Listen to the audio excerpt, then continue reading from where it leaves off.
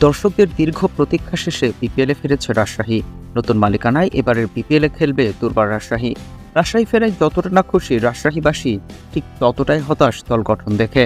তবে এবার বড়সড় চমক দিতে যাচ্ছে দলটি। এখন পর্যন্ত যে দল করেছে ম্যানেজমেন্ট, তাতে খুশি হতে পারেনি দর্শকেরা। এটা হওয়ারও কথা নয়। দেশিদের দুর্বলতা কাটাতে নামি দামি বিদেশি তারকা সাইন করানো তো দূরে থাক, নামমাত্র দুজন বিদেশি খেলোয়াড় দলে ফিরিয়েছে তারা। এখানেও নেই তারকা খ্যাতি। তবে এবার সুখবরটা দিল ম্যানেজমেন্ট। নিজেদের ফেসবুক পেজে এক পোস্টে বেশ কিছু দেশি বিদেশি ক্রিকেটার দলে ফেরানোর কথা জানিয়েছে রাজশাহী ম্যানেজমেন্ট। কিন্তু প্রশ্ন হলো, কারা হতে পারে সেই তারকারা? এবারের বিপিএল এর প্লেয়ার্স ড্রাফটে অবিকৃত থেকেছে বিপিএল এর বেশ কিছু পরিচিত মুখ।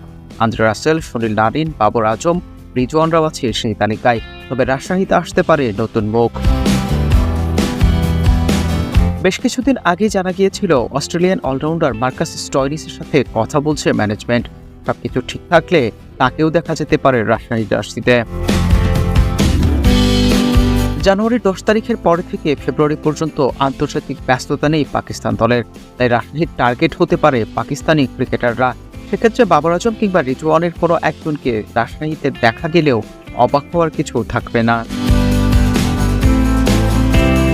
তবে রাজশাহী ম্যানেজমেন্ট ঝুঁকতে পারে 2022 বিপিএলে রাজশাহীকে চ্যাম্পিয়ন করা আন্দ্রে রাসেলের দিকে। বিপিএলের এবারের আসরে এখন পর্যন্ত তাকে দলে ফেরেনি কোনো দল। এছাড়াও গুঞ্জন ছিল আমেরিকার মার্কুটে ব্যাটার অ্যারন জোন্স, টিভি তারকা মার্টিন কাপফিল আর কোরি অ্যান্ডারসনের কথা। তারাও হতে পারেন রাজশাহীর চমক। সম্ভাবনা আছে গত আসরে চট্টগ্রামে খেলা জশ লিটল, টম ব্রুস আর ঢাকায় খেলা অ্যালেক্স রোজেরও। বিপিএলে বেশ কার্যকরী তারা।